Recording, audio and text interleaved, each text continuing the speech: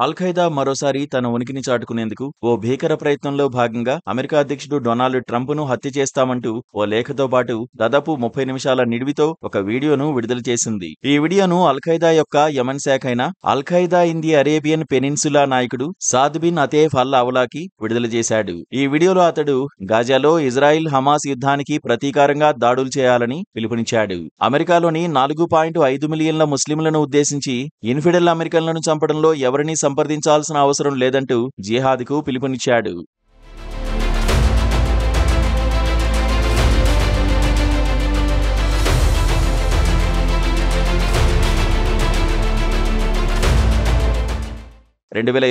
మార్చిలో సాద్ బిన్ అతేఫ్ ఏక్యూఏపీ నాయకత్వ బాధ్యతలు చేపట్టాడు. అతడిపై అమెరికా 50 కోట్ల రివార్డు ప్రకటించింది. గతంలో అతడు అమెరికా వారి మిత్ర దేశాలపై దాడులకు పిలుపునిచ్చాడు. ఈ వీడియోలో ట్రంప్ తో పాటు vice president JD Vance, secretary of state Marco Rubio, secretary of defence Pete Hegseth, billionaire Elon మస్క్లను టార్గెట్ గా పేర్కొన్నాడు. అంతేకాదు ఎలాన్ మస్క్ యొక్క టెస్లా వంటి కంపెనీల లోగోలను కూడా చూపించాడు. గాజాలో పాలస్తీనా వాసులకు వీరు ఎటువంటి ఆధారం మిగల్చలేదని, అందుకే ఈ స్థాయిలో దాడులు చేయాలని పిలుపునిచ్చాడు.